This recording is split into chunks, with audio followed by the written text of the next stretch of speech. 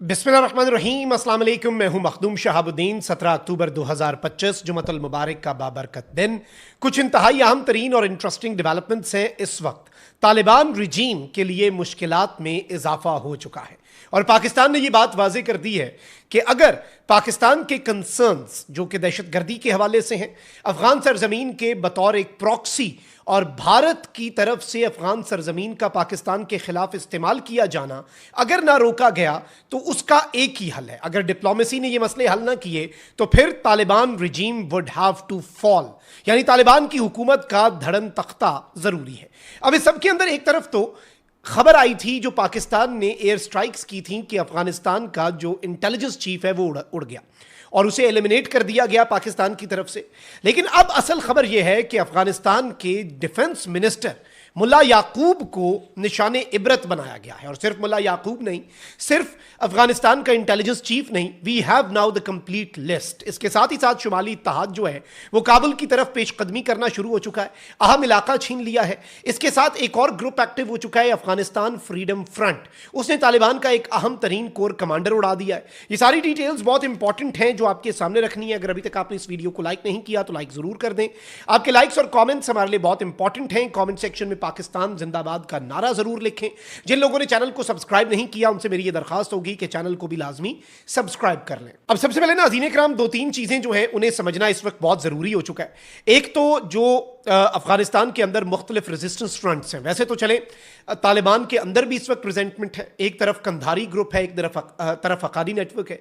और इवन अभी जो रीसेंट पाकिस्तान की एयर स्ट्राइक्स हैं उनके वाले से अफगान मीडिया ये कह रहा है कि भाई ये स्ट्राइक्स और पाकिस्तान को ये जो एग्जैक्ट लोकेशंस हैं तालिबान की मिलिट्री लीडरशिप की, ये सिराजुद्दीन हक्कानी ने दी। और सिराजुद्दीन हक्कानी को कहा गया कि भाई यू वुड बी सेफ, आपको कुछ नहीं कहा जाएगा, और इन्हें ठोक दिया गया दूसरों को।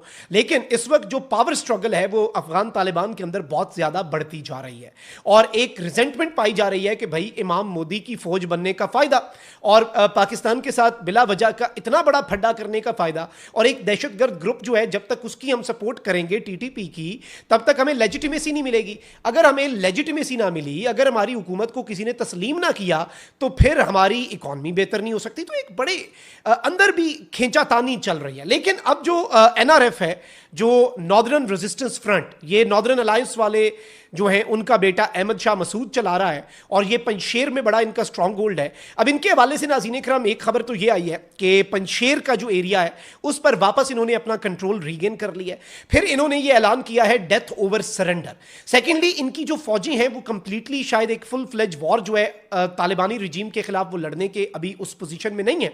तो इन्होंने कहा है कि आप एक काम करें, जितने रेजिस्टेंस फ्रंट्स हैं, जितने लोग एंटी तालिबान ग्रुप्स हैं, क्योंकि देखें हम ना हमेशा पश्तून लेंस जो है उनसे अफगानिस्तान को देखते हैं। पाकिस्तान क्या सिर्फ पंजाबियों का नहीं, पाकिस्तान एक गुलदस्ता है ना। उसी तरीके से हर मुल्क के अंदर मुख्तलिफ कौमियतें होती हैं।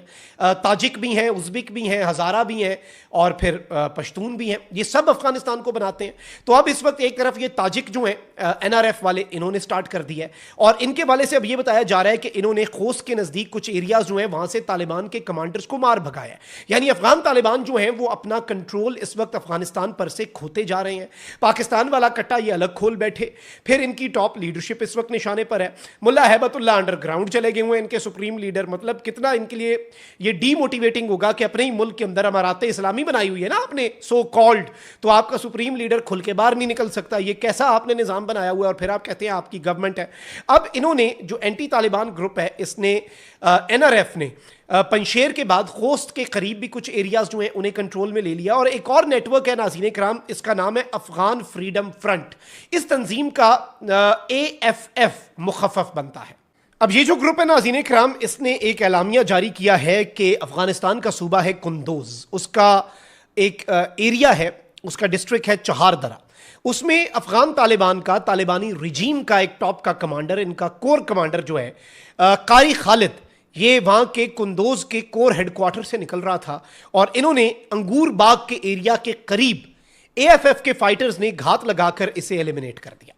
अब यही चीज जो है ये अहमद शाह मसूद ने, जो एनआरएफ वाला है, उसने भी कही है अपने फाइटर्स को कि अफगान तालिबान जो हैं उन्हें टारगेट करो, आईबीओज करो, इंटेलिजेंस बेस्ड ऑपरेशंस करो, सैबोटाज अटैक्स करो, छोटे छोटे ग्रुप्स बना के जाओ, एक फुल फ्लेज आर्मी नहीं, इनकी टॉप की लीडरशिप को एलिमिनेट करो। यानी अफगानिस्तान के अंदर इस वक्त ये सब कुछ भी साइमल्टेनियसली चल रहा है। और इन्होंने इस मौके पर ये सोचा कि हमें लेजिटिमेसी मिलेगी, हम इंडिया से डिप्लोमेटिकली कोई हम फायदा हासिल कर लें। और भाई इंडिया खुद डिप्लोमेटिकली प्रोग्राम वाड़ के बैठा हुआ है अपना, आइसोलेशन का तो शिकार वो है।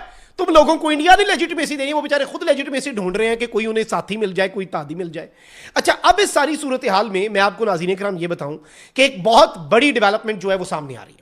वैसे तो अफगान तालिबान के जो मकामी कमांडर्स हैं उन्हें पता है कि इस वक्त रिफ्ट है। कुछ कमांडर्स जो हैं वो मुल्ला याकूब जो कि अफगानिस्तान के डिफेंस मिनिस्टर हैं, आर्मी चीफ है, मुल्ला याकूब की डायरेक्शंस ले रहे हैं। कुछ फाइटर सिराजुद्दीन हक्कानी जो कि इंटीरियर मिनिस्टर हैं उनकी डायरेक्शंस ले रहे हैं। और कुछ कंफ्यूज्ड हैं, उनको ज़्यादा समझ नहीं आ रहा तो वो खुद से काम कर रहे हैं। रोग मिलिट्री ऐसे ही होती है। अब ये जो मुल्ला याकूब है, इन्होंने अपना बदरी 313 यूनिट भी पाकिस्तान के खिलाफ भेजा, अपने कमांडोज। मैंने उस वक्त भी कहा कि इनके पास 200-300 कमांडो है औखा सौखा, वो भी पाकिस्तान के साथ इन्होंने मुकाबले में पार करवाने की नीयत कर ली थी गालिबन, कि इनके पास कोई एक कमांडो रहे ही ना, यानी जो दूर दराज से अपने टैंक ले आए वो भी तबाह करा बैठे। अब ये जो मुल्ला याकूब है, इन्होंने बड़े बदरी 313 कमांडो और टैंक शैंक भेजे। अब ये बताया जा रहा है नाज़रीन इकराम, और ये क्रेडिबल इंफॉर्मेशन है अफगानिस्तान के अंदर से, कि अफगान वजीर दिफा मुल्ला याकूब की दाईं आंख जो है वो ज़ाया हो चुकी है। और ये जो हालिया स्ट्राइक्स हुई हैं ना, देखें ये हमने क्यों की स्ट्राइक्स, इसलिए क्योंकि इन्होंने चमन स्पिन बोलदक पे, बाबे दोस्ती पे आईईडी ब्लास्ट किया, हमारे कस्टम्स के एहलकार और एफसी के जवानों को अगवा किया, उन्हें जान से मारा। ठीक है, जंगों में शहादतें होती हैं, हमें मसला नहीं है, लेकिन उसके बाद इन्होंने गैर इंसानी और गैर इस्लामी सलूक किया। वो सलूक जसद खाकी की बेहुरमती करके जो भारत ने आज तक पाकिस्तान, या पाकिस्तान ने आज तक भारत के साथ भी नहीं किया। वर्स्ट एनिमीज एक दूसरे के साथ नहीं करते, और ये खुद को मुसलमान कहते हैं, ये दरिंदे हैं। ये इमाम मोदी की फौज है, इनका मोदी अब इमाम बन चुका है ना। ये इनके चेहरे पे एक नकाब थी, वो उठ गई, खत्म हो गई, ये भी खारजियों के साथ मिलकर खारजी हो गए। अब नाज़रीन किराम, एक जानिब अफगान वजीर दिफा जो है मुल्ला याकूब, उसकी दाई आंख ज़ाया होने की इत्तलात है, जबकि इंटेलिजेंस चीफ के तो चीथड़े उड़ गए थे। जीडीआई का जो इनका जनरल डायरेक्टरेट ऑफ इंटेलिजेंस का चीफ है, उसके तो चीथड़े उड़ गए।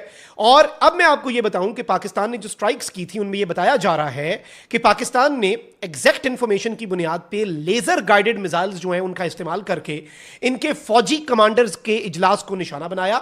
सुप्रीम लीडर जो है इनका वो इस वक्त हैबतुल्लाह खुनजादा नामालूम मकाम पर अंडरग्राउंड हो गया है।